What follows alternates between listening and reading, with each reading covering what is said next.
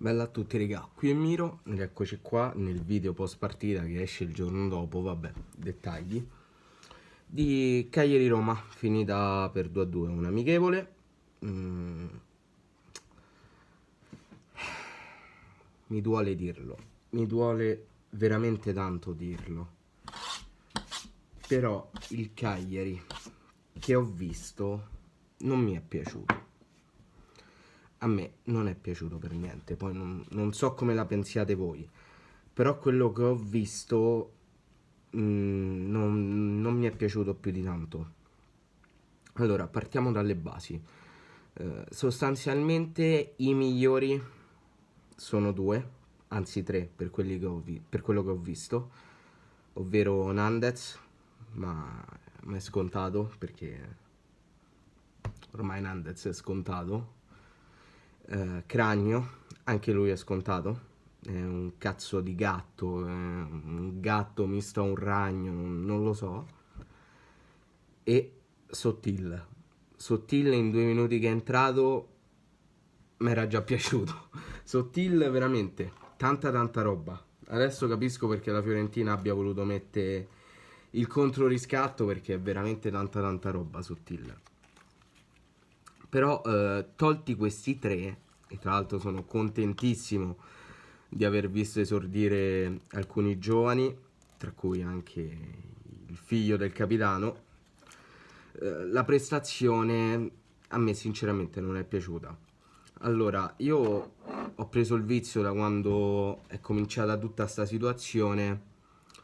Ho preso il vizio di vedere le partite senza la telecronaca, solo con il rumore dello stadio, quindi tutte le voci e quant'altro. E già si vede, cioè già si sente la differenza rispetto a Zenga, perché Zenga parlava ogni morto di papa e quel morto di papa diceva bravo, bravo, bravo. Di Francesco praticamente si è stato zitto penso 10 minuti in tutta la partita, e già questa è una cosa buona. Però faceva notare anche una cosa, cioè si notava anche una cosa, non so quanti di voi l'avranno notata. Rimproverava moltissimo la squadra di giocare troppo basso, che erano troppo bassi, specialmente il centrocampo, troppo basso. Ed è vero, ed è vero. Il centrocampo è stato uno dei reparti in cui mi aspettavo meno sorprese, ma è quello da cui ne ho avute di più. Perché Rog non ha fatto benissimo, l'ho visto in forme migliori. Tra l'altro è lui per adesso il capocannoniere del Cagliari, perché per adesso 2 amichevoli, 2 volte lui è andato in gol. Ma sia da Rog che da Oliva mi aspettavo di più. Mi aspettavo decisamente di più. Però quello che mi ha stupito è stato Caligara. Caligara mi ha stupito veramente tanto. Non mi aspettavo una prestazione così. Certo, non è che abbia fatto il fenomeno, però ha comunque brillato, secondo me, la sua prestazione. Ha fatto un paio di lanci dalla metà campo degni di nota. Ha trovato parecchie volte Simeone sulla linea del fuorigioco, pronto a liberarsi per prendere la Roma in contropiede. Quindi comunque ha giocato bene e penso che sia entrato bene negli schemi di Di Francesco. Però diciamo che era quello da cui mi aspettavo di meno e ne sono rimasto sorpreso. Mi hanno un po' deluso appunto Rogge e Oliva. Mi aspettavo di più, decisamente di più. Tra l'altro più da Rog, che non è che abbia giocato male, però da Rog ti aspetti sempre quel qualcosa in più, che secondo me non c'è stato per niente in questa partita. Ovviamente prendiamola per quella che è, un amichevole, anche se per me è il derby. Però vogliamo attribuire questa cosa alla poca condizione fisica, però faccio fatica a dire poca condizione fisica calcolando che il campionato è finito un mese fa. Ecco, quindi non lo so, magari devono ancora entrare bene gli schemi di Francesco, comunque mancava quello che si presume sarà un titolare come Marin. Mi sarebbe piaciuto vedere Zappa sulla destra, però. A proposito della fascia destra. Dio mio, due gol che abbiamo preso, due gol c'è de mezzo. Faragò.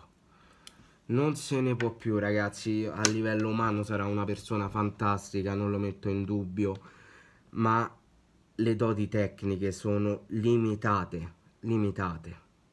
Ok? Non se ne può più.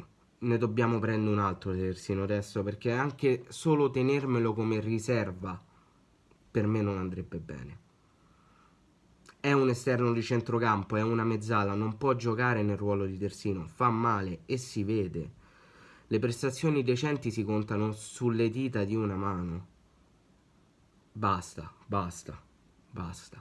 Sul primo gol nemmeno è troppo colpa sua, perché per spazzare regala la palla a Roma è ok. No, sul secondo o sul primo, vabbè. Sull'altro non copre bene l'uomo, se ne disinteressa e se ne accorge soltanto all'ultimo. Non... È inadatto, è totalmente inadatto. Andrebbe venduto, ma mi dispiace dirlo, ma non penso che una squadra possa investire su un giocatore simile, perché si vede che fa fatica a giocare come terzino destro. E ormai sono quasi 3 anni che lo dimo, sono quasi 3 anni, basta adattati, prendiamo un terzino sinistro, così diamo comunque spazio, nel senso abbiamo Lico Giannis e un altro terzino sinistro, e a destra non vogliamo prenderne un altro, allora sbologniamo Faragò e teniamo Zappa e Pinna, teniamo loro due, perché non se ne può più veramente. La difesa come sempre ha vacillato,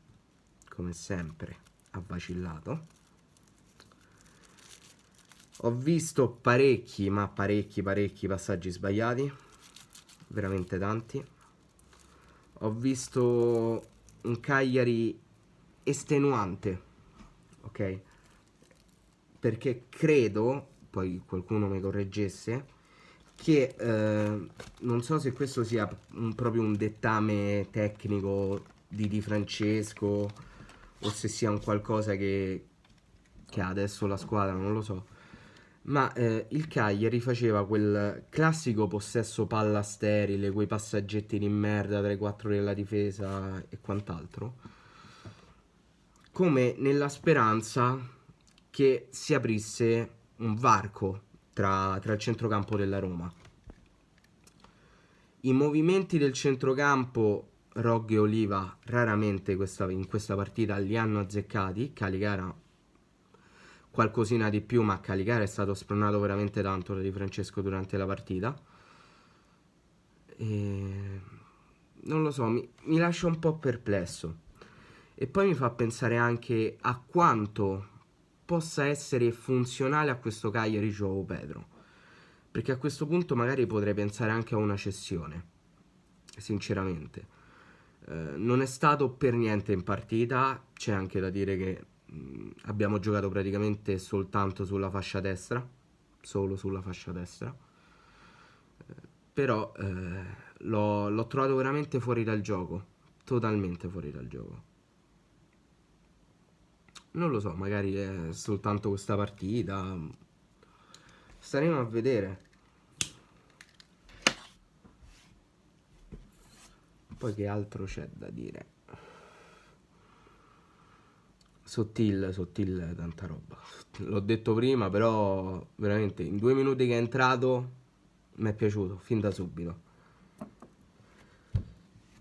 Poi che altro c'è da dire? Toccherò un tasto dolente, molta gente si farà rodere culo, non so quanta gente sarà arrivata a 9 minuti di video, però vabbè. Pavoletti è entrato e nessuno se n'è accorto. Perché tenerlo? Io mi chiedo perché tenerlo. Secondo me non c'è sta, non va bene, non lo so, mi sbaglierò, però rimango coerente con la mia idea. Ritengo che Pavoletti sia un giocatore estremamente limitato, fortissimo di testa, nessuno glielo toglie, ma fortemente limitato soltanto a quello. Qualcuno mi dirà, ma col Genoa ha fatto 14.000 gol e 27.000 di quelli erano coi piedi. E io ti dico, sti cazzi, stava col Genoa. Da quando sta a Cagliari i gol sui piedi, coi piedi si contano sulle dita di una mano. E vi ricordo di andare a vedere, se non mi sbaglio, il gol contro l'Udinese in casa di 2 anni fa, quando poteva andarci tranquillamente coi piedi e ci andò di testa, il che fa capire tutto. Però magari so io che so un po' troppo di parte. Però è un giocatore che comunque viene da 2 crociati rotti di fila, di cui uno nemmeno sul campo. No, sinceramente io lo darei via. E poi che altro c'è da dire? Penso questo. Penso di aver detto tutto. Spero che per la partita con il Sassuolo la squadra abbia recepito al meglio quelli che sono i dettami tattici del mister, e spero soprattutto che la società abbia costruito al meglio la rosa per il mister. Però stiamo a questo video uscirà oggi, quindi stiamo al 13 settembre, precisamente all'1:15 de notte, quello sto girando, e ancora non è arrivato un difensore centrale. Va rinforzato quel reparto. Non la difesa, i difensori centrali vanno rinforzati, vanno rimpiazzati e rinforzati. Questo.